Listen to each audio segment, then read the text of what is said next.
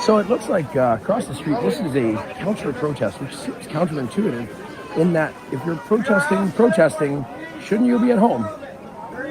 Counter protesters, I don't really get it. Maybe they don't like counters. I don't know. Maybe they put everything on the floor. They do not have numbers. We're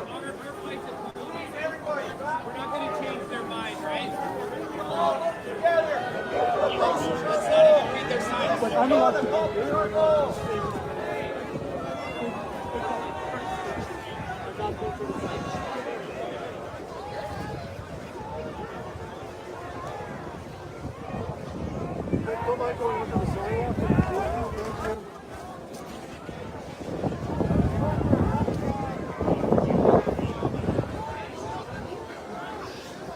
So it looks like, there's a counter protesters on one side of the street, and then protesters on the other side of the street, and I guess the police are between them. I don't think anything violent would happen, but we're gonna come on the other side of the street and have a look, see what happens.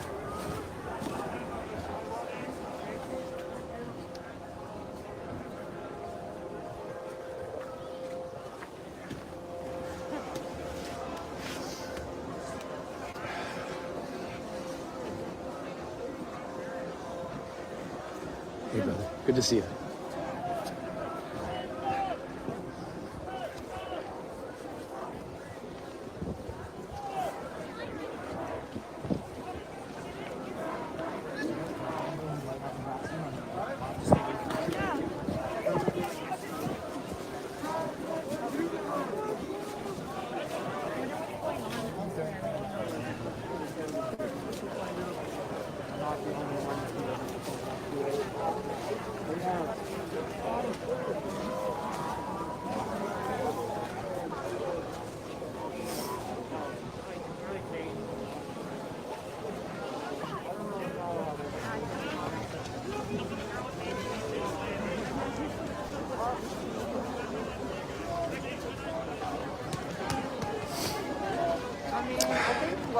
Hey, brother, would you like to say a word?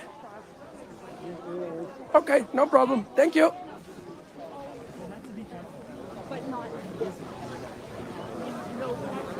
Onside, bud. Our city! Our city! Our city! Our city! Our city! Our city! Our city! Our city! Our city! Our city! Our city! Our city! Our city!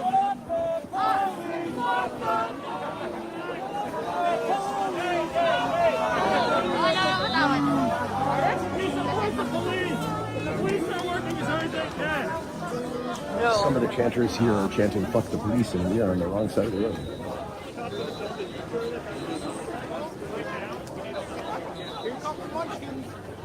Go home, transphobes! Go home, transphobes! Go home, transphobes!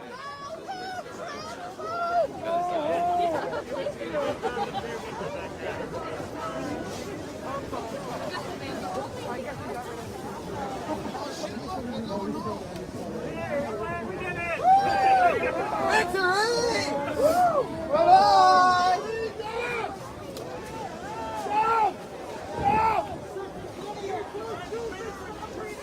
Sorry.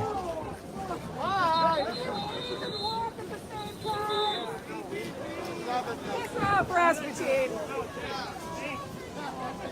Maybe 10. Hey guys, this shit's not supposed to be over here. Fuck out of here. Go home! Go home! Get the fuck out of here, bitch! I'll go. I'm not interested in that. Thank you. No problem. I'm not trying to. I was just getting footage. I didn't say a word.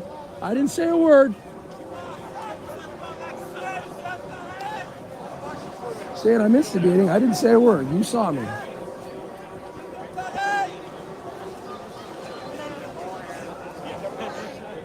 Hi. Wow. So there's two different tones going on here. You got a peace and love on one side of the street, and then you got a mix on the other side. It's not hateful necessarily. I mean, I heard some people saying fuck the police and no Nazis and go home truckers and stuff like that, but it's just they seem angry over there, and we're kind of not that.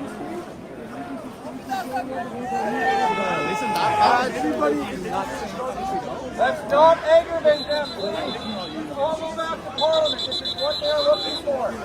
With all the crowd, they will be. It's funny because you don't really know what side you're on. Like, I mean, I was over there mixing with the crowd fine until somebody pegged me. But, I mean, there's more masks on that side, and there's different kinds of signs. Like, I know. Even saying I love you.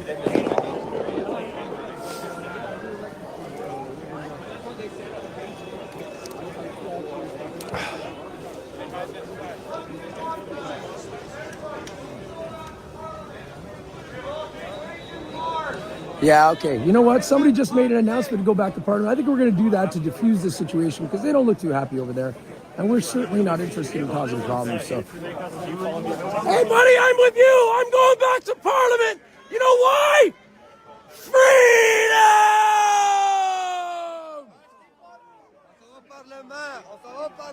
I'm with you, buddy. I'm going back. Let's move this to Parliament. I'm going back, buddy.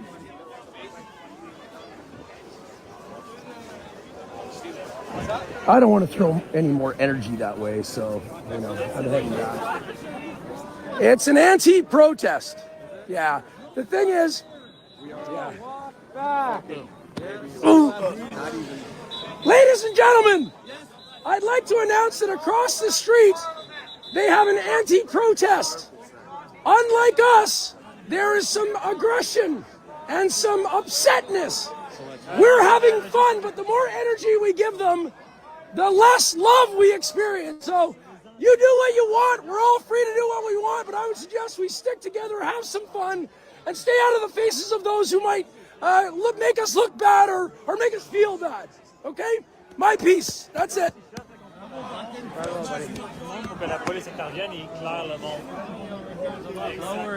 Oh, very angry over there. I was just over there, and I didn't see. I got assaulted by the other group. Would you like to talk to him for a bit? Sure. Hey, buddy, what happened, man? I was just trying to get through there. I work around here. I live in this city. I'm just trying to get through there. The cops said I could go through. They're even kind of escorting me. As soon as I get to the other side, they start yelling at me, screaming insults. So they told me to go home. Even after I tried to explain to them, no, I work here. I'm just trying to get through. I live in this city, and they're still trying to start. Yeah. I went in over to the other side and showed some of the signs until they caught me. Do they, are they accepting over there? Well, they didn't know. You can't tell who's who. I mean, I didn't have a mask on, so I guess that was a giveaway, but there's others who don't have masks on. I got the Canadian flag as my cape right now. Yeah, I mean, I just looked at them. I didn't look at them very quick. I just moved very quickly, so they didn't really have... Go home. We'd like to leave everyone alone. Let them be. But... Yeah, I'd like to go home. We make our federal changes, drop the mandates, and we go home. Easy peasy lemon squeezy.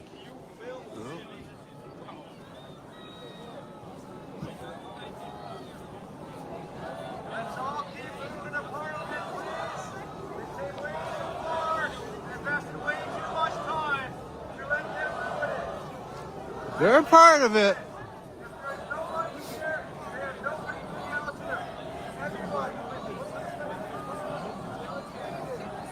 All right.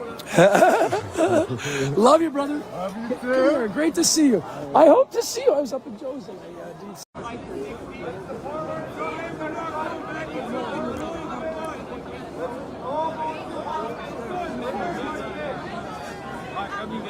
These guys across the street are a little dark, just so you know, a little angry.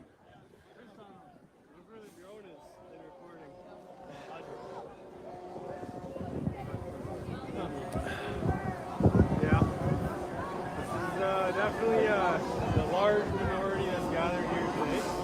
Oh, the squadron of cops is going out. Looks like there's 8 leaving, 8 coming. They all meet in the middle over there. Seems to be how they're traveling. I just spoke to the guy. Guys, don't say a word. If you can, don't even Ladies and gentlemen, thank you for coming. Yeah. You're here, I'm here, and so is Mr. Frank Peters. He's here too. Frank, how you doing, buddy? I'm fine, thank you, Jim. Yeah, can you hear me okay? I can hear you just fine. All right. So before the segment started, we were watching a little bit of the very first time I ever set my eyes on anti-protesters. Had you ever heard of such a thing? Was that something that you know anything about? I've been to a couple of those drag shows, so yeah. And I won't go back to them. They're just too hard on me. I can't do it. I get it, brother. Well, took let's not worry about 3 that. hours to unwind. Sorry, brother? I said it took me 3 hours to unwind the last time I went to one of those drag shows. Ah, shit. Yeah, I understand how you feel, man. The energies get quite heightened. I remember the last time I felt that it was really, it was one of the child vaccine clinics when they opened it up between 5 and 12 years old. And there was a group of people out there that weren't happy about that. And then a lot of other people that were bringing their kids in. And it took me days to get over it, brother. Where was this that you were just filming this? Now, this here happened today, 2 years ago. So on February 5th, in Ottawa at the Convoy. So this was the very first time I had ever laid my eyes on counter-protester. I didn't even understand. I thought if you don't want to protest, then you shouldn't be out in the streets protesting. Right. Either that or they had an issue with countertops. I figured there might be, they might be counter-protesters. No, I eat on the floor. I will not eat on counters. Well, you're probably not far from the truth there. They are animals sometimes. Yeah, brother. So, Frank, I wanna talk to you a little bit. I'm gonna like make you front center and kind of get everybody to see your cute little face here. Frank, how about you tell us a little bit about where you came into this whole freedom thing? Okay, like when that first kind of came about for you. And then let's lead up to your entry into the Truckers Convoy. Okay, so I wasn't really paying much attention to any of it. I work for the hospitals. I do x-ray rooms, so I was traveling a lot. And then I happened to be back here for Christmas. And I started seeing some stuff on YouTube regarding coming out here. And I have friends out in Alberta that were telling me about something happening. So I don't have cable, so I just do YouTube's, I Chromecast stuff. So by the time middle of January rolled around, I started hearing that there was people leaving Alberta. My friends wrote Medicine Hat, they were coming out. So that's how I started kind of getting into the whole freedom thing. I wasn't really paying much attention to it before that, to tell you the truth. I was just too busy working, right? So that's my first step into it. And then I started watching some live streams of the trucks rolling into Ottawa and the live streams of the bridges, the people on the bridges filling up the bridges all the way. Some friends of mine from Alberta were showing me some of this. And I was, wow, this is big. This isn't just a few people coming down to the hill and screaming. So eventually I made a plan to go up to Ottawa and try and meet my friends. So the 27th or 26th of January, I drove up to Ottawa by myself. Nobody wanted to go with me, so I drove by myself, and I stayed for a day. And I saw what was happening. Like everybody's kind of like building up the system. The people were coming in with food and setting up warming stations. Gentlemen, we are at Nathan Phillips Square. Yep. Sorry, brother. It's all good. It's all good. That's how I got there. Do you want me to keep going, or what do you want me to do? Okay, so now we're leading right up to the convoy here. Now, this is when I first remember meeting you. Okay. Now I know that we met in Ottawa because I've seen some things where we're together, but this is when I first remember meeting you. And this was the first big trucker event that happened after the trucker event. And it was at Nathan Phillips Square. And I did a quick interview with you. So this will kind of give people an idea of some of the questions I would ask you now if I was as smart as I was back then. All right. Okay. Children, seniors, everybody. I just donated them, and we spent 3 weeks. Okay, I got to get back just a little bit so you get the whole To the story on this truckers. one. Okay. Hold on. You'll notice he has given out, I don't know how many of these shirts, but we're going to have a conversation with him. Hey, brother. How's it going? I'm good, man. What's your name? My name's Frank Peters. Frank I'm Peters. from London, Ontario. London, Ontario. Now, do you have something to do with these T-shirts? Yeah, I made them up. I took 1,000 to Ottawa. I gave them all to the truckers, the food vendors, children, seniors, everybody. I just donated them, and we spent 3 weeks there giving away 1,000 of them. So now we're got more again. We're going to give out, send a message out to people. Just everybody get together and be proud. Okay, so I have questions. Sure. Where the heck did you get money for 1,000 T-shirts that you could just? I paid for them.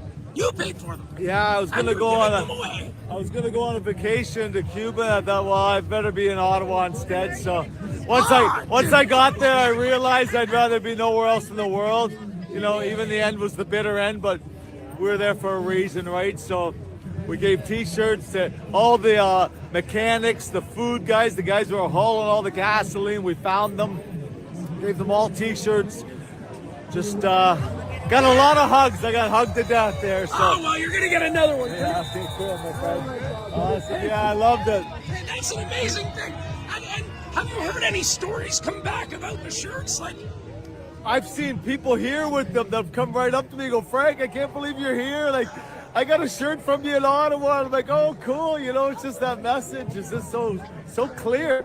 Right? ah, brother, wow. see So there. what is the message? If everybody had to get one message loud and clear, what would the message be?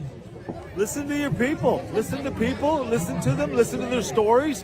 When I was in Ottawa, a lot of people offered me money for these shirts. I had people $50. I goes, no, I'm not taking any money. I said, go give it to a trucker. Sit down. Listen to his story. This one lady, she came over about 80. She goes, could I get one for my grandson? I go, sure. She goes to hand me a $100 bill. She forces it in my hand. I take it and I put it up in the air. And I goes, I'm going to drop this in 3 seconds. Unless you take it back. She goes, oh my God, no, seriously? So she takes it back and goes, go talk to a trucker. Give it to him if you'd like, or a vendor. Listen to their story. And she started crying and hugging me. And I'm like, oh, she's sobbing. And I'm like, if you can't feel this, I don't know what I can do to change your mind. Here's a T-shirt. Maybe that'll help, right? Oh, brother. I mean, like, and this is not like I could go on and on and on. That clip is amazing. I'm gonna zip through it a little bit later. Maybe if I can pull another couple things from it, because that's not where you ended things. I mean, so let's talk about this a little bit. When did you get into Ottawa? Where do you live?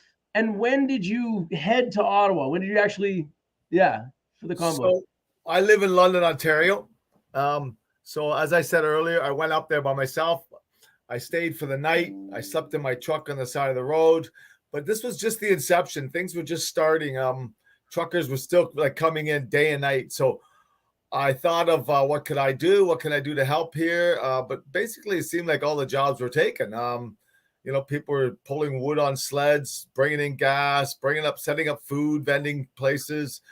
And then I thought, well, maybe I could, provide a T-shirt for some of these people, give them a little memory to take home. So that next morning, I started driving home because I didn't know where to stay. I thought, well, I don't know what I'm going to do. So, and then I stopped and I phoned my friend up, and he works for a T-shirt company. I asked him if they were busy, and he said no. And I said, well, I want to get 1,000 T-shirts made up. He said, what do you want on them? So I said, I'll get back to you. So I kind of come up with this logo that you see. And then the date is actually the date that I actually thought I'd get back there to start giving them out. So 02/02/2022. Oh, man. Sorry, buddy. It's all good. So I'm still learning this software, man. I'm doing my very, very best. I apologize, man. It's all good. It's all good. So he said, well, I could make up some in a couple of days. I goes, well, I'll be back tonight as fast as you can make them. This was like the 30th or the 31st, maybe. So within a day and a half or 2 days, I got the shirts delivered to my house. I paid for them, and then I bagged them all up. And then a friend of mine dropped over, and he wanted to go for the week. And I said, well, you can come with me. So we went that, I think it was Monday or Tuesday. I can't remember now. And we stayed for 4 days, but it was super brutally cold out there. So I just basically stayed in my truck, drank beer, smoked a little weed, and threw T-shirts out to people walking by. And we did drag out a bag full of them to the hockey game. The hockey games were in full bore the first week. So we took a garbage bag and we dragged like maybe 150 out to the hockey game. And I interrupted the hockey game, and I just dumped them in the hockey game and caused a little bit of chaos. But that was fine. I had about 20 people come up and say they didn't get one, so they all followed me back to the truck again to get something that fit them. So that was the first weekend, and then that weekend was done. That was Sunday night, and like I say, things were still being set up.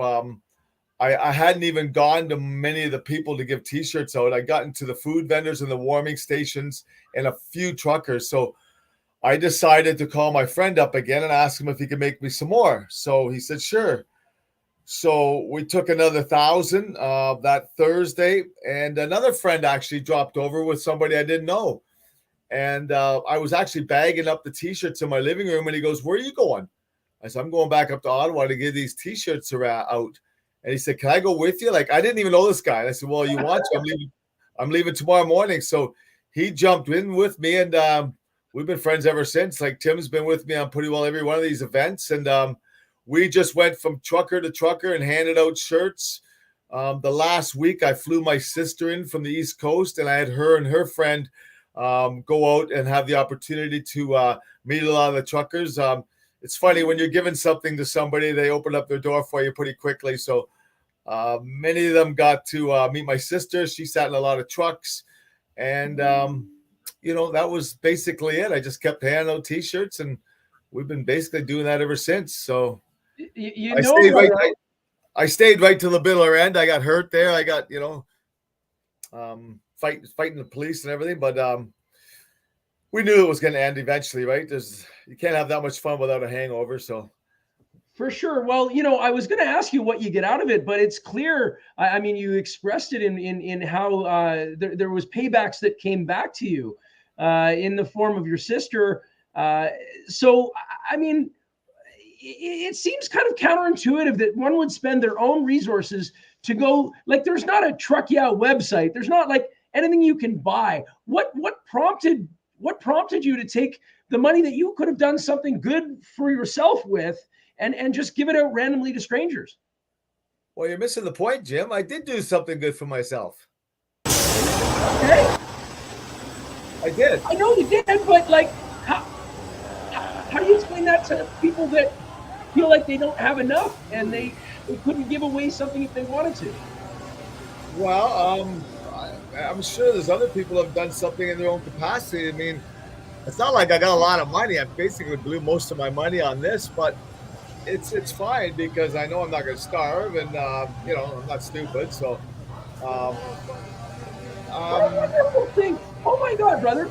How can we explain the same principle that you just talked about, that we're not going to starve and everything's going to be okay, to those who have tens of millions or even hundreds of millions of dollars? How can we affect a reallocation of resources in society similar to what happened at the convoy? I mean, people brought up their own volition and everybody had enough. How can we do that? I'm not sure. I think you got to be empathetic to begin with. So I don't think you can buy that. I don't think you can learn that. I'm not sure that you can actually teach people to be empathetic. Either are or you aren't. So empathy is just something that what is empathy in your opinion? How do you explain empathy?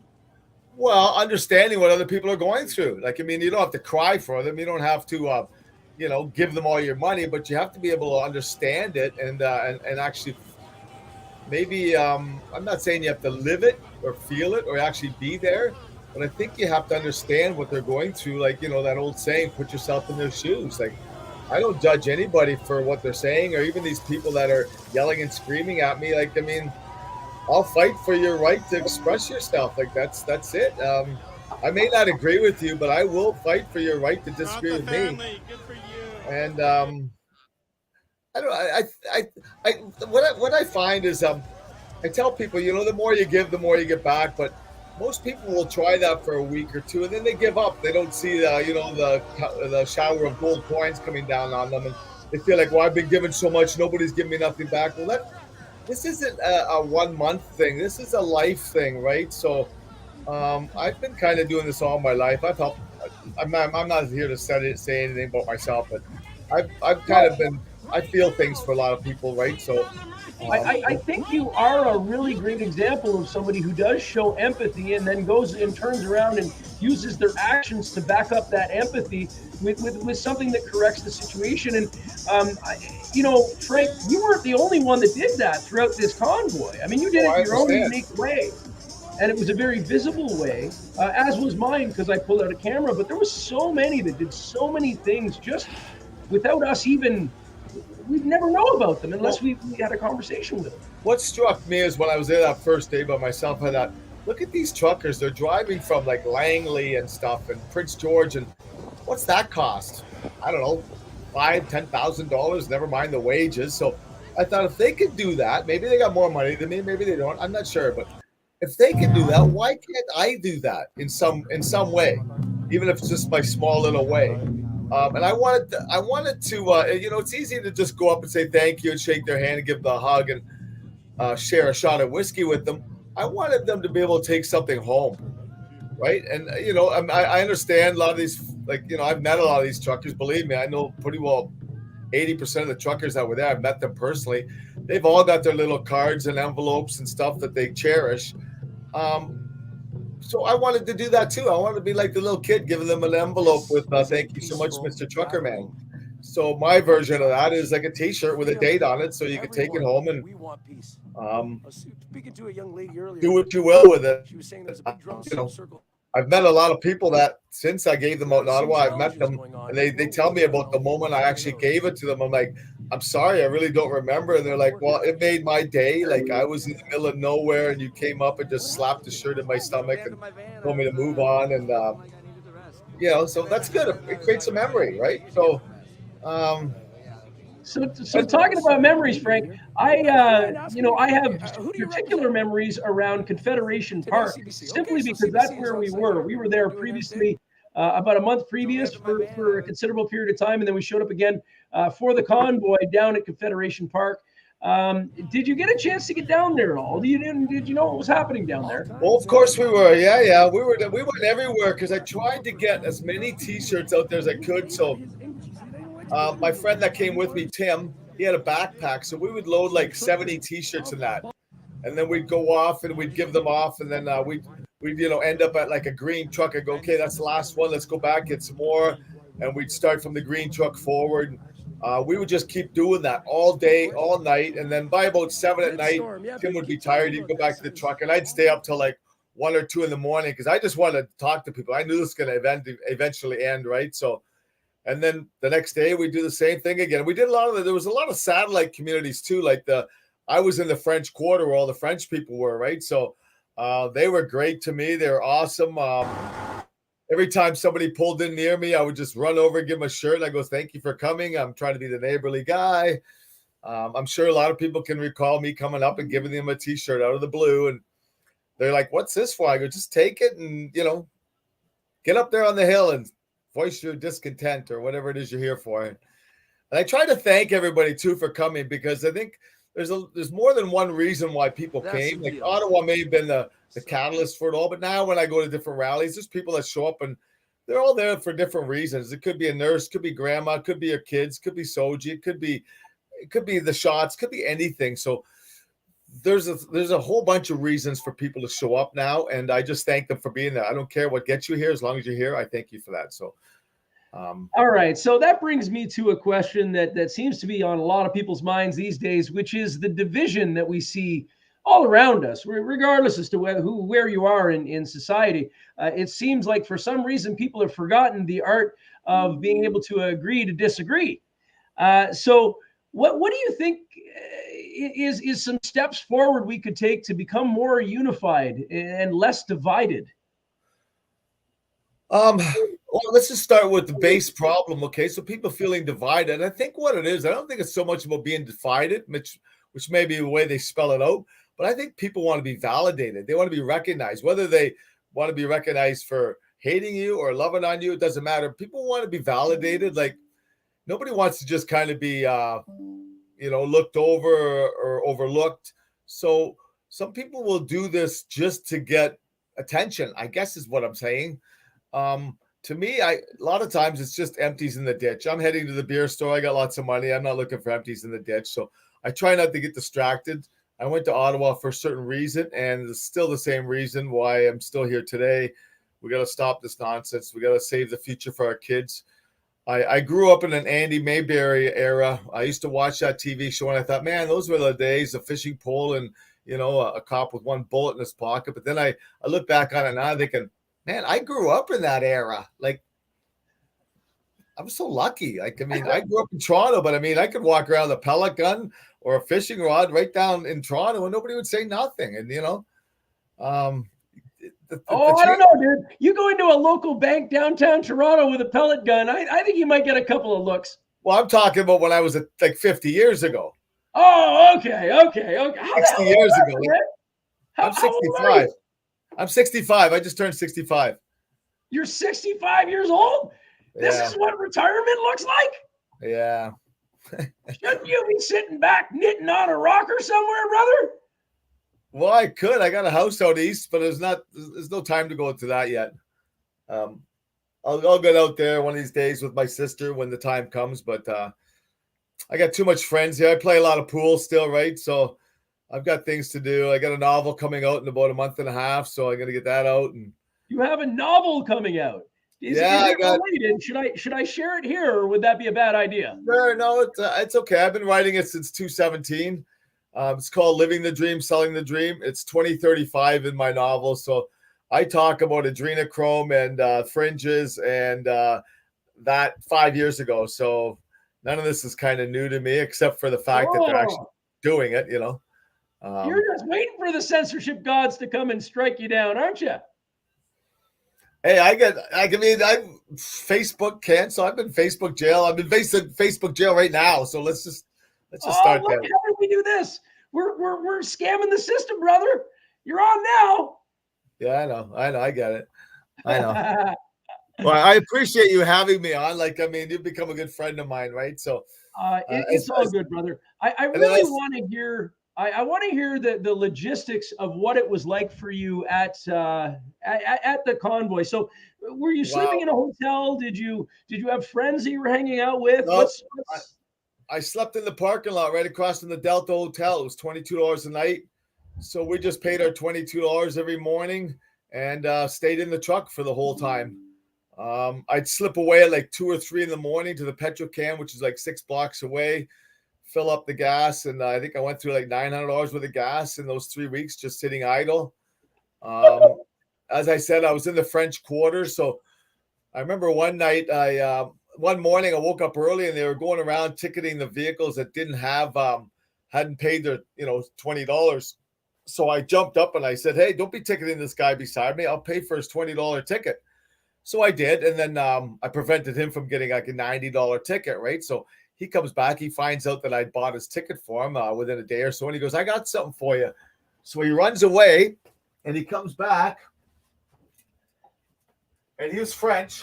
And he gives me this. So, buddy. Yeah. So I walked around with that. Like, that's one of my souvenirs from Ottawa. One of the French guys gave me this for paying for his parking ticket. And it's one of my prized possessions, right? So,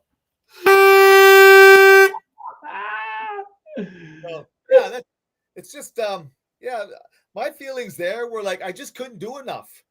Like, I wish I had 30,000 shirts to give away. It's interesting. You've said something conflicting, and I've heard it and I understand what you mean. Earlier, you mentioned how there was nothing that needed to be done, and yet there was everything that we could have done. Like nothing went undone but we could have helped eternally if we wanted to. Yeah.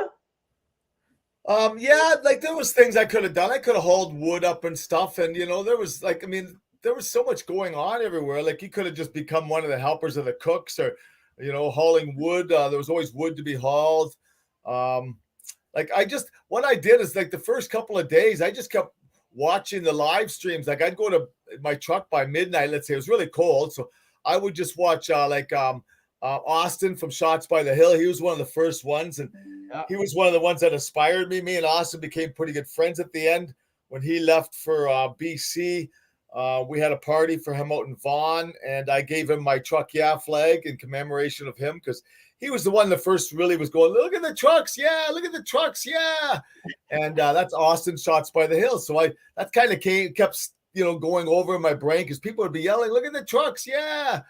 So whether he inspired me or a bunch of other people yelling that did, I'm not sure. But either way, before he left out west, I handed him a bunch of T-shirts and my Truck Yeah flag, which I had custom made. I said, you're going to get this flag to take home, because I appreciate the fact that you were there filming this, pushing it out to the Canadians, like probably 20 hours a day. And he set me on the path to actually going up there, just watching his live feeds. And then I had to go at that point. Like, I mean, you can't not go, okay? When you watch a bit of that, you're like, man, I want to go to Ottawa. I want to check this out. So shots out to Austin. I don't know whatever happened to him. I haven't seen him or heard from him ever since, but no, he's doing good, man. I've talked to him. He actually was to be on one of the earlier episodes of this. Had something else come up, so you may see him in a future episode. No, he's doing well, man. He's doing well. Well, I was going to mention him because I got a little list of things I want to mention, but then somebody just had a little text here, and I remembered that I wanted to talk about Austin because he was the first one I started watching up there, and like I couldn't get enough. Like, I mean, I became a junkie real fast. Real fast. Like, I mean, I was converted. I had a company truck. I had a gas card. So basically I didn't have to pay for any of this. So, and then after Ottawa, I went to pretty well every single event that happened for the next year. Like, I mean, every weekend there was something, right? The flag waves in Fort Erie, Niagara, Rolling Thunder, KOA, Boonies. Like, we were at every one of them. And we started getting kids' T-shirts made up. So when I was in Ottawa, I had a shirt. I had an extra large shirt that I wore over my coat. And I went out in front of the dance party. And I had everybody sign it. Ah! See that?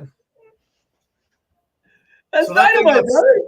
That's signed in about 20 minutes. So what I did after that is I used to give the kids white T-shirts. And I'd give them markers. And I'd tell them, hey, if you get this all signed up, bring it back, I'll give you a brand new black T-shirt. And then you can hang that one up. So that was the fun part, going out and giving 100 T-shirts to these kids and letting them run around. The parents all going, man, my kids are just can't stop running around. They want to get that thing signed out. I says, yeah, well, they want to get their little memories too, right? So it allowed the kids to actually get in the trucks and, honk the horns and meet the truckers. And they're there for a reason. It's not like you just say, can I talk to you? No, can you sign my shirt? That gets you a segue in, right? So, yeah, the kids were to me were awesome. Like, I mean, I got so many pictures of kids wearing the shirts, and they're like, ugh. I'm like, oh boy, like those are when I do get to my rocking chair, those will be the things that I will enjoy and keep me smiling, I guess. Brother, I have a feeling that between now and your rocking chair, we're going to get in a heck of a lot more trouble. It's not all fixed yet. It's not all fixed yet. Well, remember when they froze all the money for the people who participated or donated?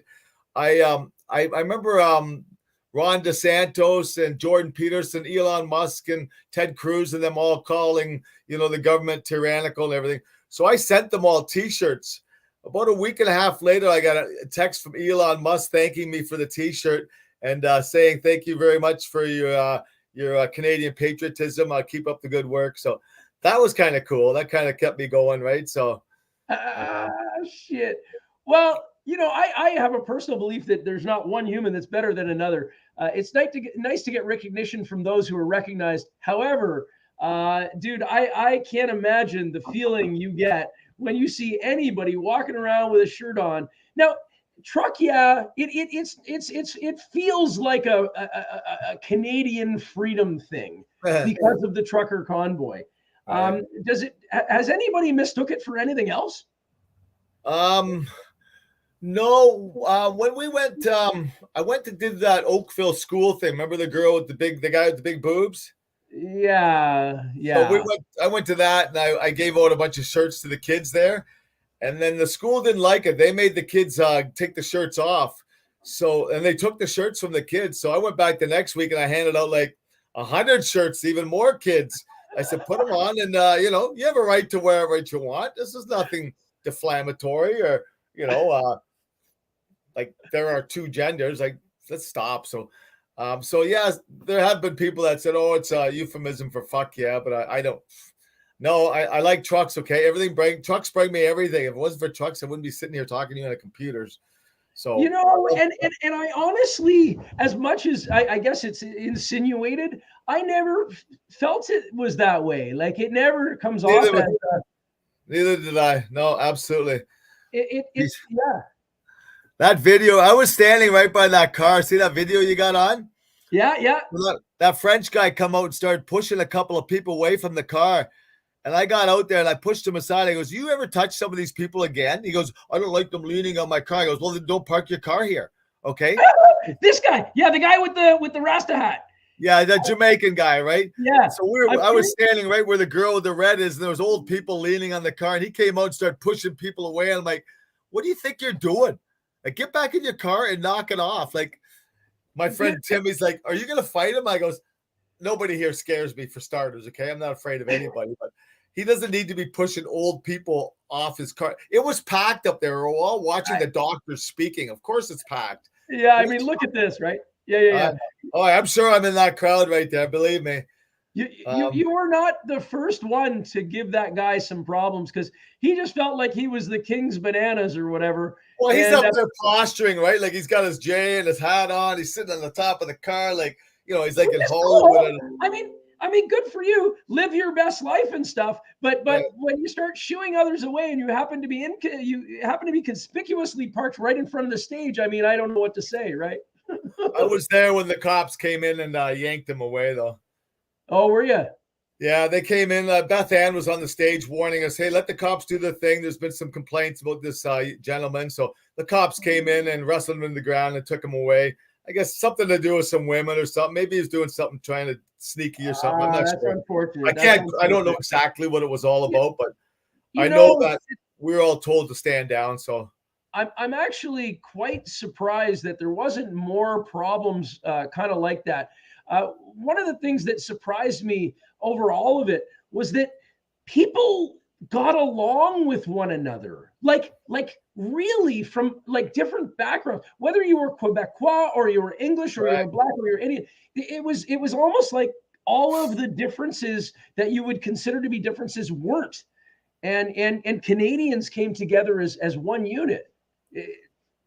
Well, Jim, I've been across Canada twice in the last 2 years, from Alberta right to East Coast, to many events. I have met probably just as many people in this movement as anybody, and I have never had a single argument with one person, ever. And when I see pictures of 40 people, and I know every one of those 40 people by name, and I didn't know them 2 years ago, that to me is just, I don't even know how that happens. Okay, Frank, are you ready? Yeah. It's jump around time. Okay, I can play this for less than 30 seconds, and I don't think I'll get a copyright. So we're going to do this. Okay, you ready? Here we go.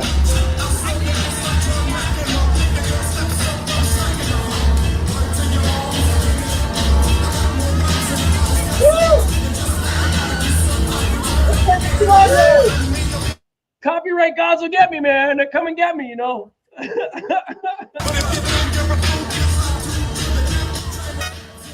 I've done a lot of dancing since this started, believe me. Yeah, you too, huh? I mean, if you can dance and move your body and be out in the cold, you're not going to get old, are you? Well, there's been some nights, believe me. I wonder what I was doing. So, what surprised you, Frank? What of the convoy kind of took you by surprise?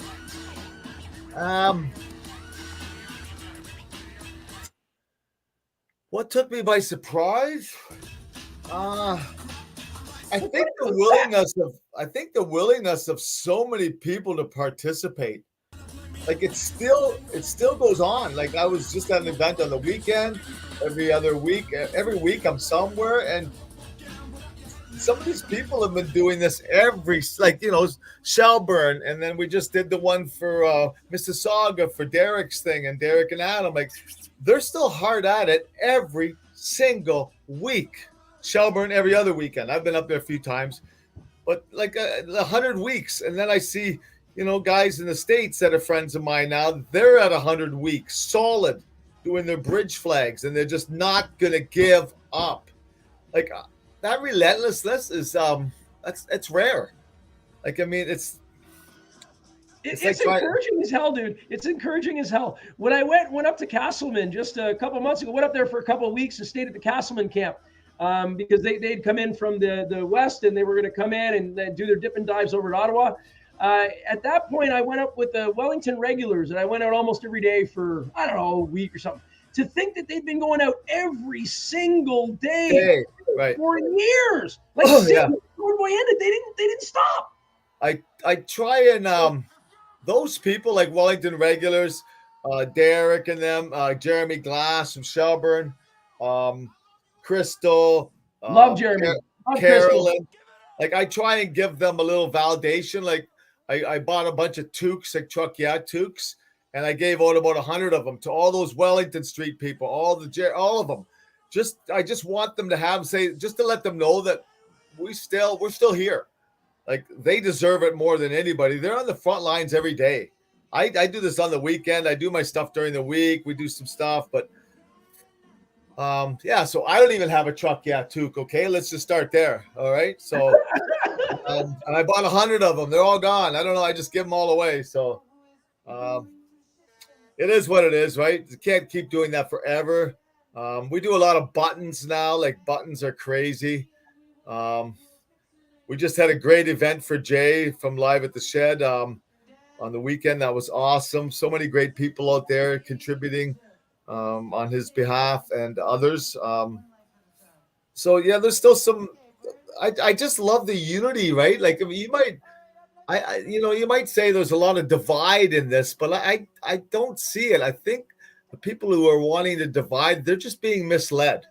Okay, they really need to dig down a little deeper and understand that we're not trying to divide anybody. If anything, we're trying to unify people. And sometimes by doing that, people will push back because it's not their agenda. Like I have my own thing that I do, but I don't discount what you're doing or what Jeremy's doing or what Derek's doing or anybody else. Like at least you're doing something. So we don't all have to follow the same path to get to the same place. There's 100 different routes to the other end of town. Okay. So, I don't call it division. I call it just they're just being going a different path. It's a different path. We'll all get to the same. I explain that sometimes when we think of life in our own bodies, the way we grow is our cells divide, and that's how they multiply.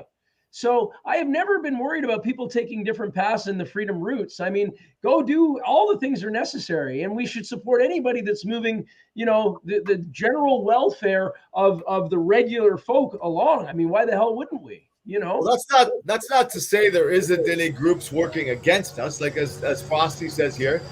That's true. Like you have to recognize that, especially when you get into the the drag shows and the Antifa. But I just you know what? I'm not going to waste my time on them. I'm not going to give them my energy. I'm not going to argue with them. I'm not going to even acknowledge them. We just turn our backs on them and we move along. I can't direct what those people are going to do. I can't stop them from doing. I can't tie them up, lock them up, put them in the basement. What I can do is just keep my blinders on and keep doing what I'm doing, and move forward. Right? Like I'm still here. I was up on the bridge yesterday for 3.5 hours talking up our bridge in London, putting messages out there. It's not a lot, but it's something. So there's different ways to get to the end of town, right? So brother, how okay, now I thank you first of all for doing all that you do, spending hours on bridges. I don't generally do that. I think it's an amazing thing that people actually do. Still do all of the things necessary to bring awareness. What's the motivation, brother? What do you feel that's at stake? Why do you do all of these crazy things? People think this nuts, okay? Oh You're yeah. spending your own money, your own time. You're not. It's All not right, like an so folks, investment we're where you're heading going to by get some Parliament kind right of now. monetary or Going physical towards thing the back. west end What of Parliament. We're scoping what out do some you new feel is places. at stake? Let's put it that way. What do I feel? What? Is at stake? What do you feel can be lost if we don't do anything? Canada. What do you Like mean by Canada. that? What do you mean I by mean, that? we're gonna lose this country to foreign interests. Like I don't want to give you the subtext of my book, but I'm telling you, my book, there is no Canada. I'm sorry. It's taken over. Like you spin the globe, what's left on this planet? Canada. That's it. The rest is all taken already. So they're coming hard and fast for Canada. I honestly believe that. I believe that Russia, China, and India will take over Canada in the next 10 years. Where the guys truck So- tires are Okay, pulling so up. it's a geopolitical move here at this point, and we are on the underside of it. Is that accurate? Yeah, and here's another thing I think about. Like people go to Sorry, war. folks, My I just nephew was adjusted in the the camera a war. little He was bit. in A second. Afghanistan, got injured. He was All willing right, to that's die better. for Canada. And I'm not saying I'm going to I run know, into right? the line of fire and die Yeah, for good. Canada. But if That's I the way had to to do it. say That's that it. I Pull 'em would out, give Frank, my with the life wheels. up to save Canada, to make Canada stay the way it is, I would do that tomorrow morning. Okay, I'm sorry. I would. So I'm not saying I'm in war, but technically we It's all are kinds of in a kids' war. games We here. are in a war of an intellectual war, whatever you want to call it. So I don't want to die tomorrow, but I'm just saying if somebody said to me, Frank, if you die tomorrow, Canada will remain perfect. If you don't die tomorrow, Canada's going to be taken over by some tyrants. Well, sign me up then. I'll go to May tomorrow morning. I'll be done. I've had a good life already. So, and I think there's a lot of us that feel the same way. We're ready to give up our lives for the future to be great. And that's what our soldiers do when they go to Afghanistan or Iran or Iraq. They do the exact same thing, and they're only 30 years old. So we need we need tougher people. We don't need a bunch of snowflakes. We need people that are going to stand their ground and say, "Hey, we're done." Okay, let's talk about this a little bit, brother, because I do have this conversation not online very often, and I think you're probably the right person to have this conversation with because I have a feeling I feel where your slant is. People are fed up. People do feel they need to take action. People might not know what that action is, but I can tell you that there are some people that are willing to give their lives that may not necessarily be opposed to taking other people's lives if it requires that in order for them to defend themselves in the process. How do you feel about that kind of whole idea that we should be more, forward and even potentially combative? Well, I look at the Palestinian thing a few weeks ago, where the Palestinians told the cops basically they put them 6 feet under, and the cops did nothing. If I said that, I'd be in jail. So, and then David Krejcin, he summed it up. He's from the Toronto Star, I think. He summed it up. He said they're afraid of the Palestinians. They're not afraid of Canadians. They know we won't fight. We're peaceful. So they got a 2-tier system already. The cops are pussies when it comes to the Palestinians. They're buying them coffee. We've seen that. Right? Look what's happening in France and Germany and around the world, Poland, Texas. I'm not saying that I advocate for violence. Absolutely not. But I know one thing. The next time I'm standing there peacefully Hockey game broke out. and they smash me over the head with a club, I'm not going to be as nice. I'm sorry. And then I will go to jail for a period of time. Fine. But we're just not going to stand there. Like David threw a stone eventually. So I'm just saying, if it comes to push to shove, and if it's my life or their life, then somebody's coming down with me. I'm sorry. I got hurt there. I got cracked ribs. I got fractured skull. I got pepper sprayed. I got beaten up. And why? Because I got to be peaceful? Well, that's a fool's game.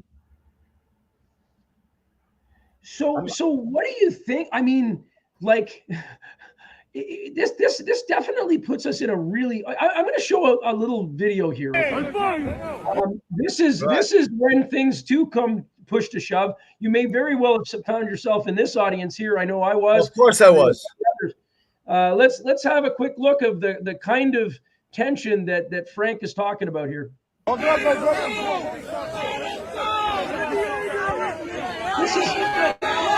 This is a protester being pulled by the cops, and we're pulling him back. Yeah, like, I mean, it just reminds me so much of being there. Like, I was on the front lines, and I grabbed one of those wooden handles. One of their batons, yeah? Yeah, and I had a fight with it, and then my hand slipped off, and he smashed me over the head with it. And then I crawled away, and then I ended up carrying Alexa Lavoie away because she got shot right after that, and I carried her away. Alexa Lavoie. Now that is the Rebel News girl that got shot. Rebel News with the rubber bullet, right? No, it wasn't a rubber bullet. It was tear gas canister. Oh, tear gas canister. I happened to be right beside her, and I had all this blood on my head, so people were wiping it off. And I said, I'm good. And then I was just happened to start filming, and then they started shoving her like this, like targeting her. And then they shot her. I threw my camera in my coat, and we all grabbed her legs and carried her over to the Terry Fox statue. And then we carried her after that because they were coming across Parliament Square real quick. We carried her down to the white tent where all the kids used to play in. And we brought her in there and had her treated a little bit. Some women came in there and stripped her down and put some ice on her leg. And then she wanted to continue filming after that because we only had a couple. Yeah, so I said, I'll stand behind you. So I stood behind her, and my friend Jeremy, he stood behind the cameraman, and they kept filming as the cops came by and just started throwing. They were throwing hay. We were throwing everything we could in front of them, like barbecues, hay bales, whatever, just to stumble them up. They weren't liking that too much, but so we filmed for another 15 or 20 minutes. Then she disappeared, and then I met her again at that big chested thing. She was there and came over and thanked me for helping her get away. Yeah, that was a tear gas canister that they hit her with, and you see the big puff of yellow smoke. They targeted her, though. That film that I took, Rebel News took it to help them for her case. Oh, no way. You know how that worked out? A few seconds of them doing this with their stick, pushing their back, and then the gun swings. And as soon as they shot, I just pushed my phone in my coat and, helped three other people carry her away. I grabbed one of her legs. So, brother, wow. What a thing. What a thing. Well, that was a war zone, Jim. That was a war zone. Like, I mean, it was a war zone. It was as close to war as I've ever been, or I probably may ever be. Pretty damn scary, believe me. When that percussion blast went off and that snow came off and everybody started running, I was like, wow. Yeah, it's we've got so many. I've got so much of it on video. I was kind of waiting until the end of this series because we're kind of halfway through, in the 5th, and we're going to be done by the 20th. And towards the end is when the really heavy stuff kind of came in. At this point, it was just a matter of like this point 2 years ago, it was a matter of holding ground, and trying to make sure that we stayed warm enough that all of our possessions were taken from us. And there was lots of big music too. I don't know what you heard about me, but if this can't get a dollar out of me, no Cadillac, no perms, you can't see. Copyright. I don't know what you can get me. Copyright, God go. No Cadillac, no perms, you can't see. But this was like almost every night they would gather. I couldn't go to bed till at least 1 o'clock at night. And then I'd walk down Wellington. The guy with the cup of soup would be there at the end of his bed. Right? Like his truck would be there. I'd grab my cup of soup and chat with those guys a bit and be up again at 7:30, walk to Tim Hortons and repeat. Okay, well, you did say the cup of soup thing, so I have to share with you probably my single best food experience at the thing. And it's just a matter of timing, but it happened right around today, 2 years ago. This clip's about 1:47 long. This is Chef G, right at Wellington. I know, yeah. Dude, Chef G. I know who you're talking about. Okay, Here you go. Let's see what Chef G's serving up tonight. 2 years ago. I know it was going to cut out for the night, but we were offered seafood Alfredo. This gentleman made it. Dude, what's in it?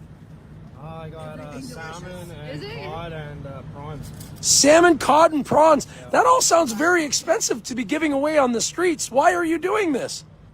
Just doing my part for the cause, guys. You know, trying to lift up the spirits of some For the cause, buddy. fighting.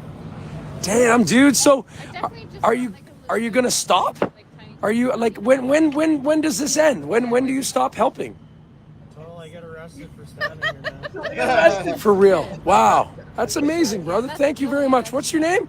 G, Chef G. Chef G. Yeah. All right, Chef G. How do people find Chef G? Chef G, buddy. Yeah, I remember him. It's nice because you know one thing about the T-shirts, I got to get in to meet everybody. Like I got into so many trucks. Every warming station after a week, they'd be like, "Let Frank in, let Frank in, let Frank in," because they all knew me, right? Because I given them shirts, so I could seg my way into a quick breakfast in the morning, or into a trucker's truck to have a shot of whiskey, or you know. I guess when you give people stuff, they always want to accept you in the door, right? So, well, you know, and that is a lesson to be learned. If we give a little bit more than we take, eventually the abundance will be overwhelming and it will come back to us, even though we might not realize that, you know? well, you're like, I mean, it doesn't have to be in a material thing. Like, I've met so many great people. I've been so lucky and so blessed to, to meet people from Sault Ste. Marie, like Charlotte and Tracy from Abbotsford and Darlene from the East Coast. Like they're all good friends of mine now. We all talk to each other. We help each other. They send me stuff. I send them stuff. We keep each other informed. We share each other's stuff. And I've been so fortunate to meet so many people. And I don't know if that's because of Truck Yeah or not, but I guess part of it is because of that. But I think the one thing I bet you didn't meet was a pillow and a bed in this wonderful hotel chateau, which the police got to stay in. Did you know that? Yeah, I know that. They were always there eating away. I know. Oh yeah. Here they are. Here, look, and we're going back to sleep in our trucks, in our cars, and we don't have any heat because they've taken all our fuel. I really do. If only I could stay in a fancy hotel. Yep, they're setting their jack boots by the heaters. And they've got the video in there of them talking back and forth about how happy they were a young man getting ripped. Man, oh man. At one point, yeah, it's kind of scary. So crazy, eh? So talk to me, brother. How do we fix the thing? A lot of people are talking, how do we get the convoy going together? Again, well, who will know if that'll ever happen? But what is the next thing? How do people get involved? How can they, if they really want to preserve Canada, how they remember it? What can they do, man? What if they don't have the money to be able to make buttons or make shirts? What can people do? Chalk's cheap. Buy some chalk. Go up on the bridge and chalk it. That's chalk? cheap. Oh, I thought you said talk is cheap. Chalk. No, chalk. Chalk is cheap. Right. Like if you got a message, go up on the bridge and chalk it out. You can't get charged for that. I do it every week. I've done Queen's Park. I've done right in front of Parliament. I've done, cabinet is broken, carpenter needs work, 1-800-FREEDOM. Whatever message you got, just chalk it out there. It's cheap. It's fun. People honk at you. They're like, yeah, good. So it's a cheap message. It's true. Like, I mean, for $8, I buy chalk that'll do like 5 or 6 times on the bridge. So, and it's always, every message change every week. Every week there's something new that's coming up and you're like, oh my God, let's stand with Texas. And next week it's going to be, let's, burn down this, or I don't know. It's cheap. It's simple. It alleviates some of the stress too. So I think the stress builds up on people because they feel like they're not doing enough. So that, to me, I go up there for 3 hours and I chalk out my message all nice and pretty, draw my pictures. Then I drive away going, you know what? That'll make a lot of people smile and a lot of people think. So on the way to work, thousands of people drive over that bridge. They read it every single day. So I'm sure they're not knocking on my door going, thanks for the message, Frank, but they are getting somewhat of a message that I'm putting up there, right? So This one, this week I did was Sir Wilfrid Laurier when he was asked about Canada's identity. He says, well, we don't have a national identity. Our identity is freedom. We're the freest nation in the world. So that's what I put up there. Canada does not have an identity problem. We are the freest nation in the world. And that was Sir Wilfrid Laurier 150 years ago. So stuff like that, little history lessons, or, you know, Soji 1, 2, 3, or, you know, axe attacks or whatever. Well, if we are to remain free, we need to be more like this guy. Do you remember who this is? This is Eric Mueller. Eric Mueller was the load safe truck driver. I interviewed him at several points. I think this was one of the first time I interviewed him. Let's have a listen to what Eric Mueller had to say. This guy ended up getting a raw deal down the road, man. The insurance company went after his company, and all he wanted to do was stand up for freedom, but he got a raw deal. But let's just hear what Eric. This was while he had his load safe trailer right across. Where's he from? Where's he from? He's from the West Coast. I don't know if it was all the way west or Alberta. Okay. Let's see. Maybe he'll clue us in here. Hang on. Okay. As to what exactly? I could and give them instructions. I don't know if we're going to be able to hear him. Thank you for being here. Thank you for everything. Sorry, I don't think we're going to be able to hear him. What's the plan? We're not. What ended up happening with this guy is because the company's name was on the side. Load Safe was not the name of his company. It just happened to be an empty trailer that was on the back of his truck that he owned. Right. But the cops and the insurance guys came in and ended up, taking the insurance, the fleet insurance from the company, so that other people in the company couldn't even drive. That's what they were threatening. And that's what made him leave. That's why he ended up leaving in the end, because he didn't want the others to lose their anywhere, able to make a living because of his losses. I hope there's some way for them to get some retribution in the future. Like, we're not done with this yet, right? So, well, I think we should probably talk about that right now. Retribution, as far as anybody who had their bank accounts frozen, or if they were arrested or abused, physically accosted, that would be you. I filled mine in already. You did, eh? Yeah. So let's talk about that. What did you do in order to, what action did you take? I just filled in. There's a thing going around right now that you get on. I guess it's going to be kind of a class action suit. I guess I heard about that. Yeah, you can fill it all in. Josh Jeremiah is coming up. Is where it comes from, and then you just tell them what happened to you. Like, I got 3 cracked ribs. I got concussion. I got pepper sprayed. I got hurt, which is fine. But if there's an opportunity to I'm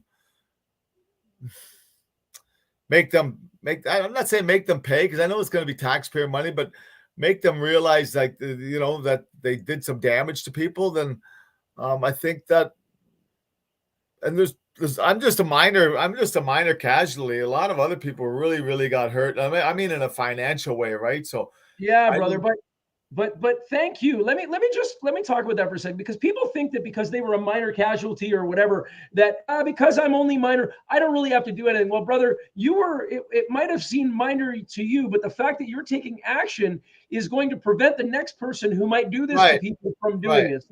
So thank you. Yeah.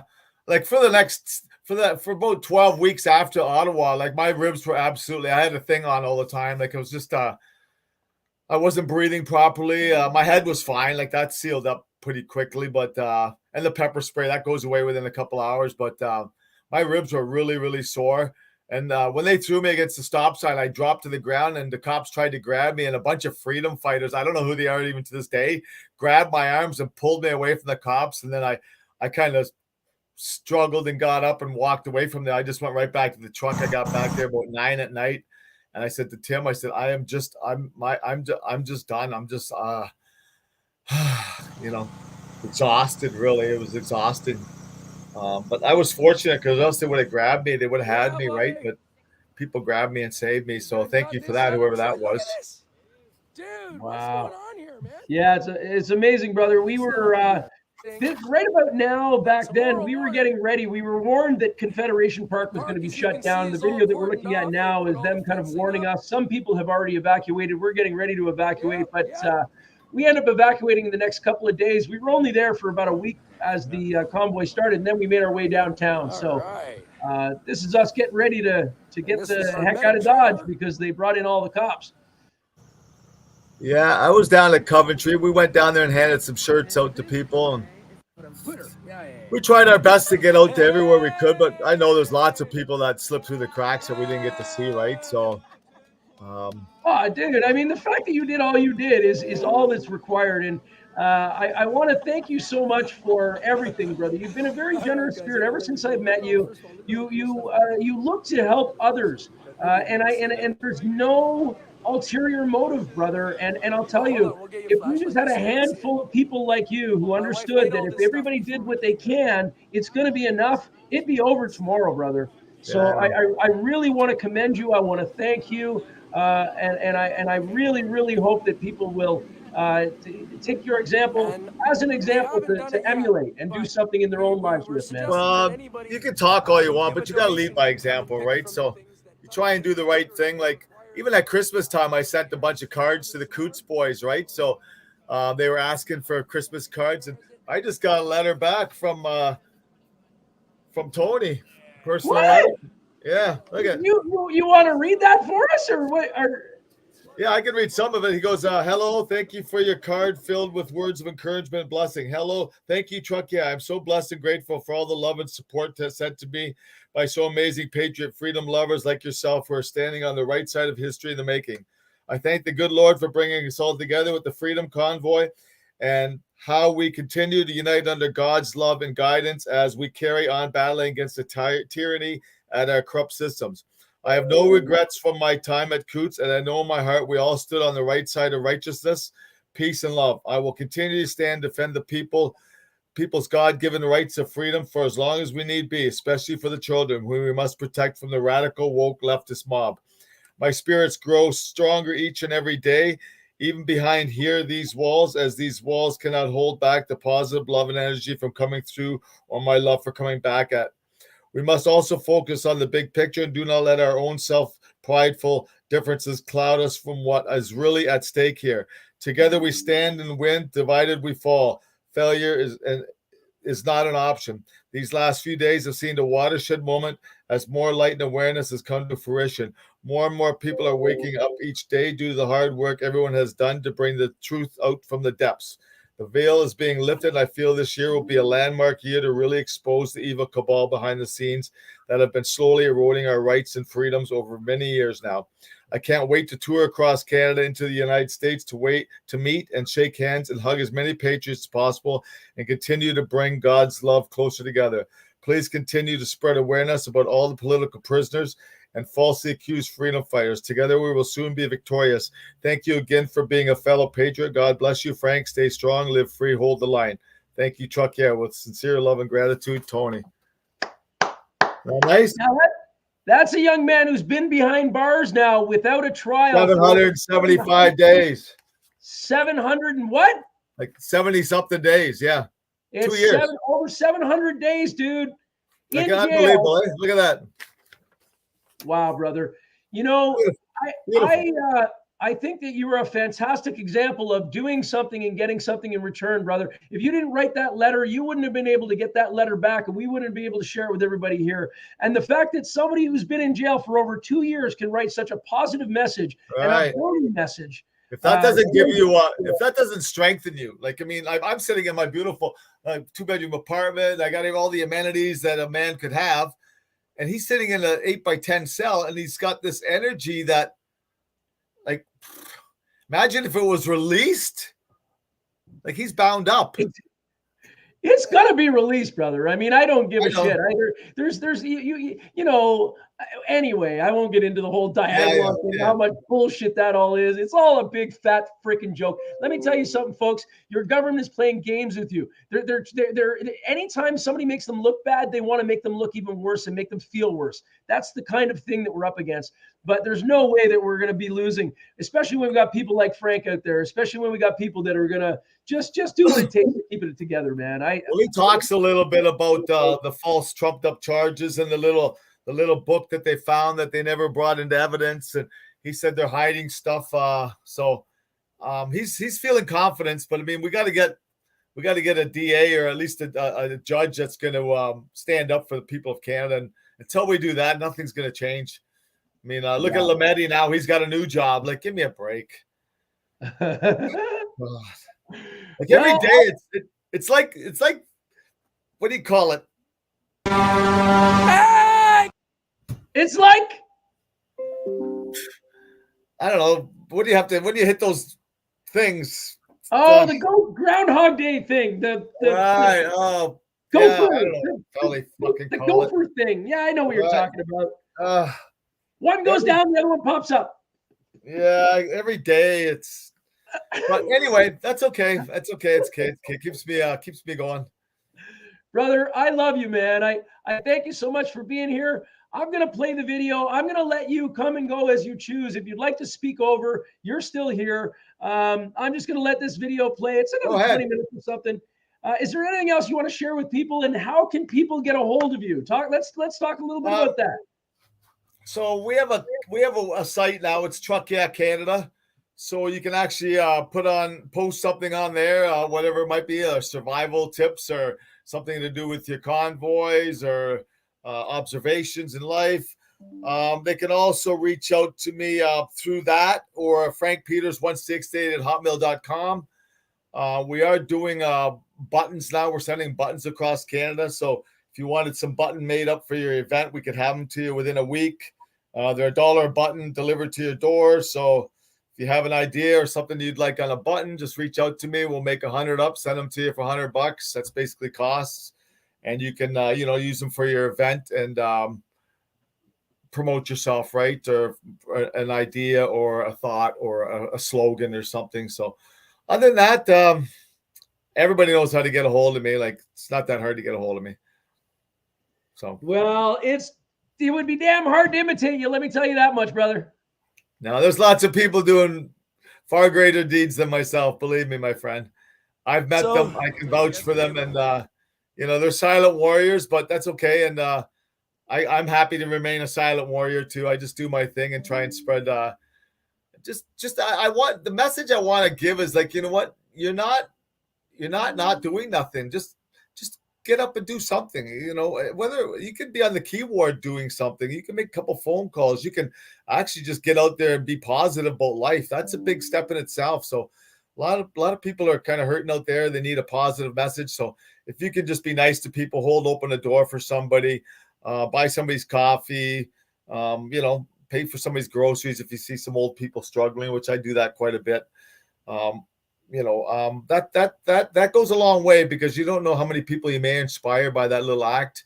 They're going to go home, tell their grandchildren are going to tell their kids, and their kids are going to tell them. And it just goes on. It just, one little act of kindness can change 10 people's attitude. So, you got it, brother. Hey, I love you. I'm going to play the video here. Thank you all for joining us here this evening. We are going to be back tomorrow night at 7:00. See Frank Peters. Yeah. I love him. Truck yeah, buddy.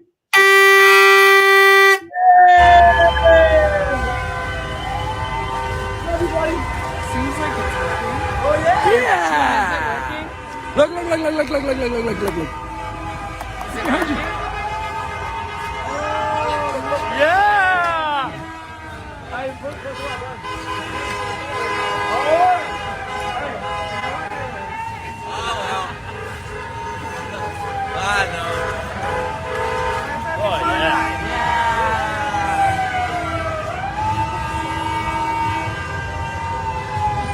Thank you. All right. You're still trying to get some water with us?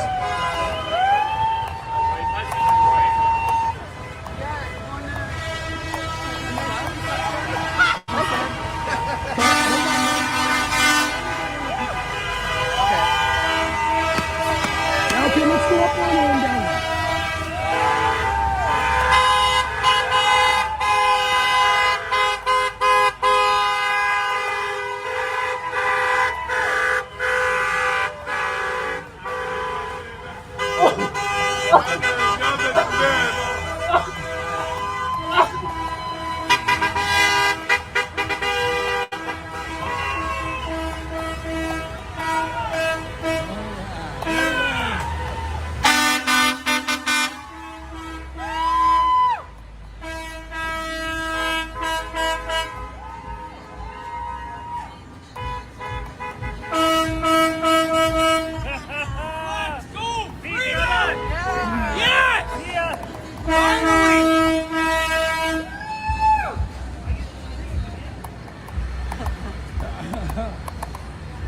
So we're just coming down a quiet road here. We were just up on the stage and doing some filming and stuff, but the Facebook internet link wasn't working. So we've got a different, we're further away from the stage. It seems to be.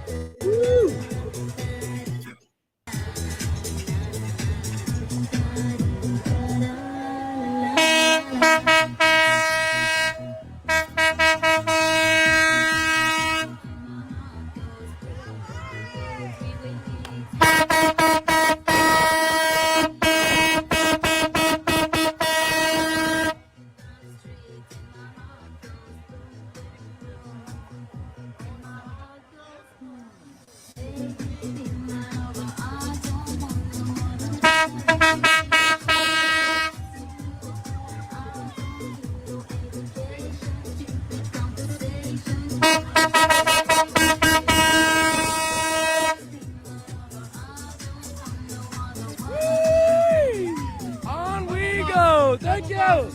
Yeah! Did you see Toronto today? I heard it, but no, I did not see. We drove through at 11:30. Yep. We were coming down the Gardner, the 427. Joining the Gardner was fucking rammed, and then we went up to the 427 to the 401. It was rammed to the Allen, to everyone going back.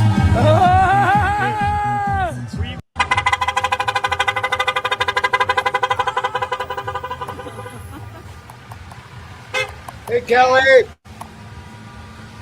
Looks like this Freedom thing's catching on. Huh? All right, so we're getting a few blocks away here right now, and we're gonna show you what some of the side streets look like. The police have put up blockades and such to prevent traffic from going certain places, and in other places they're using vehicles. Up here, there's one lane of traffic, easily accessible all the way through down to the bottom, as you can tell. It'll take you a little while to get there, but and we're currently on Metcalf Street.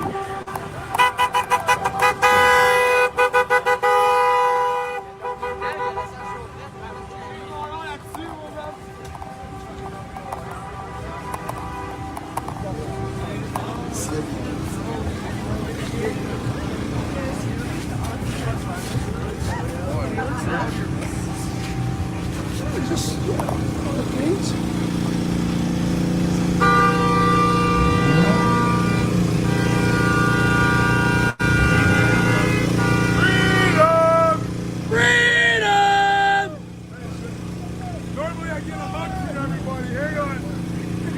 He's barbecuing up there. I didn't even notice that. Sign my truck, I get a hug. Sign the truck and he gets a hug. You see that? Come over, tell the rest of them too.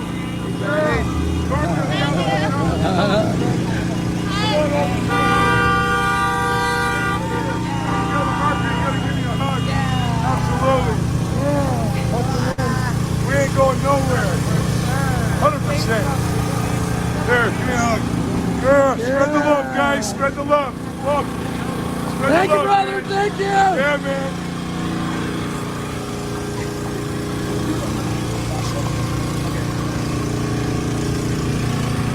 Can you find me a spot?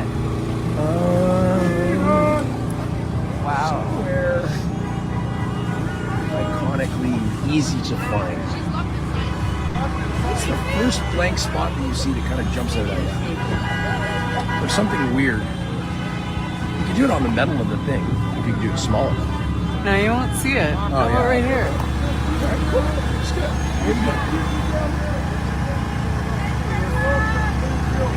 Bags of chips up here, by the way. It's all filled with stuff that people are just giving away. Freedom!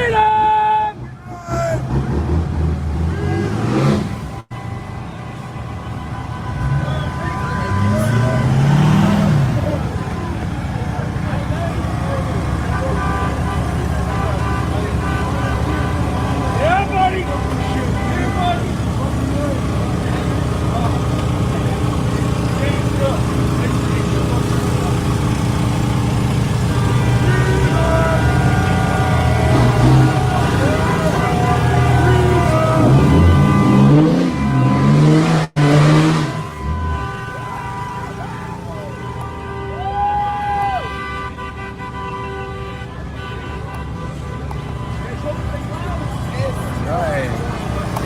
for all the attention you guys have been giving us.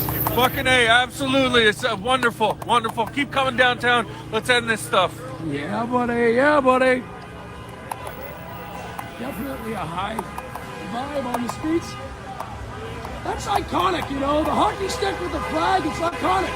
Terrible, isn't it? Terrible.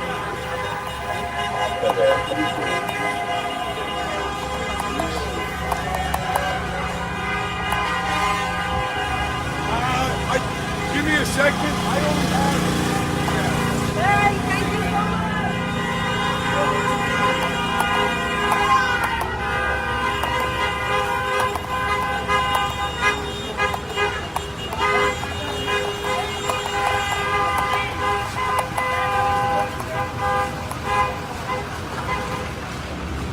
All right, so I think Thunder heads back to the bubble bus. So we're going to take one of these side streets.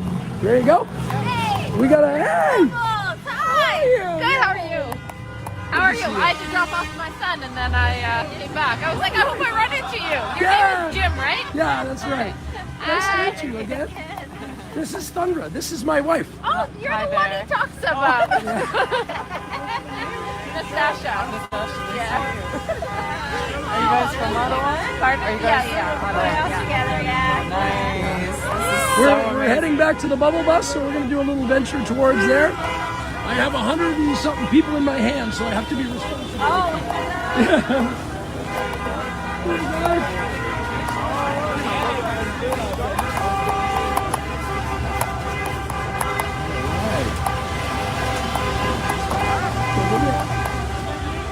Of course somebody's talking about you. You don't think I do?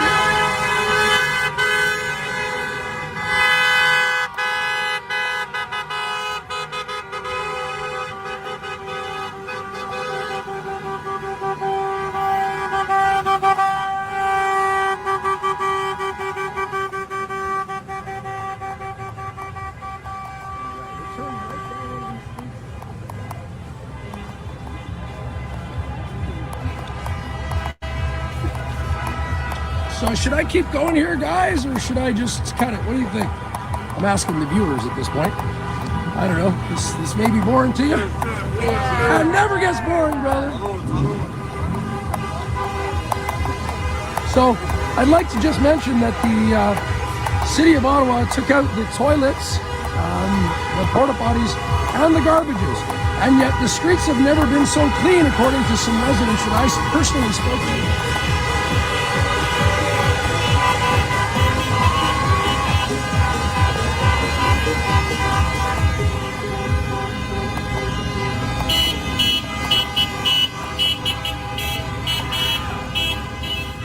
I think what we're going to do tonight is we may go scope a new location for the bubble bus. We're at Confederation Park. I'll fill you in on some of the details. The clan mothers today met in the bubble bus, and they decided that it was better if we took down the structures and vacated the park. So that is something that we are going to be doing. Of course, we're not going to be leaving the site. We'll just find somewhere cooler to hang out. But yeah, we as much as freedom allows us to each do what we want to do in the end, it doesn't make sense for us to do the things that we want if it hurts the bigger cause.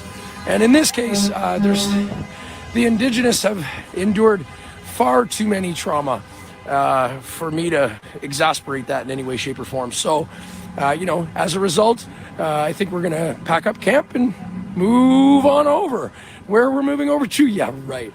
Hey, all you police people that are like all the CSIS people and all that stuff that are looking at this, I love you. I know you're just doing your job.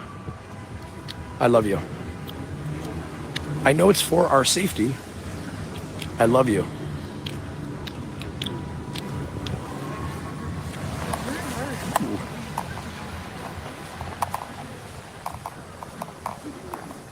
So what I'm doing right now is I'm just coming up upon Confederation Park, where you see these flashing lights in front.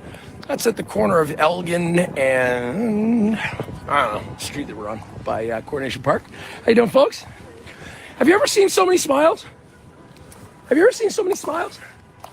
Everybody smiles? I've never seen it. It's just amazing. I mean, I've been to a lot of festivals and I've been to some different things, but man, come on. Like, Oh man, I don't know. People living in a free fashion, even though it's kind of hard to be free when it's that cold. Somebody's knocking on that church door. It's kind of weird.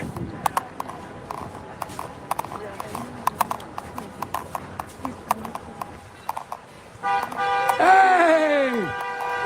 Peter, what the hell are you doing knocking on a church door? We're gonna see if they need any donation. I don't know that the front door would be the way to go. It would be the rectory. It would be the rectory where the people live. Yeah, but they have youth there, so we're gonna do both. We're gonna do everything, man. No, but what I'm saying is, if you want to get a hold of somebody in the church, there's usually an attached building called a rectory, and that's where the priest or whoever that tends the building is. So if you go to there, I'll check it out. Thank you. yeah, Thanks, Jim. okay, Hey, yeah, freedom! freedom! Oh my God, that's so weird. I see somebody knocking on the front of the church door, and then I find it is somebody I know. They're looking for a place to donate food, but I don't think it'll be in the front door of God's house. The back door, you know, where the administration happens or where the people live. But never know. Things you'll see when you're go for a walk downtown Ottawa. Freedom Convoy 2022. Okay, you neither. My wife goes, Jim, don't get hit. Yeah, you have a great night, buddy. Okay, so these colored trees are, this is Coronation Park, essentially. We're back down behind, it dips down. See all these trees here? It dips down into a little bit of a valley, and then the Rideau River is there, which is the longest skating rink in the world. Up here, yeah, this is where they had the counter protest. No, it wasn't quite there. It was over here a little bit. Yeah, that's it. Oh, here's something interesting. It was pointed out to me, and I don't know whether or not, for you conspiracy theorists, okay? It's the first time I'd seen it, and somebody showed it to me. I'll show it to you. I know not a lot of conspiracy theorists watch this, but whatever. Whatever. Okay. When you own it. Okay, see the Ottawa sign? Yeah, you see it? Okay, got it. Okay, it looks like 666.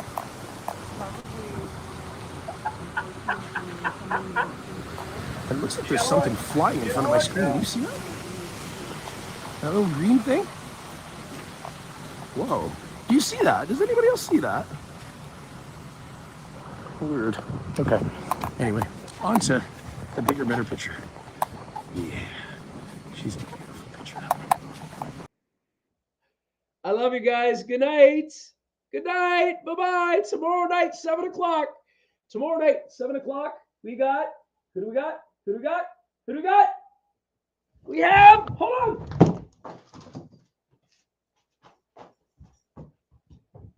Kelly Hale. Kelly Hale tomorrow night. Jack Tuesdays.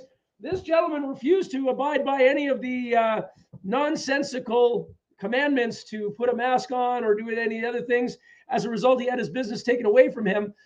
He was at the convoy. We're going to be relating everything that happened to him, how he's doing today, and what's going on. So, ladies and gentlemen, thank you for joining me here tonight. Share this out to people that you like. And if you didn't like it, especially share it out to people you don't like, as it may be a punishment to them. But if they like me, and then it could backfire on you. So, don't do it if you don't want. All right. Peace out. Love you. Tomorrow night, 7 o'clock. Yeah.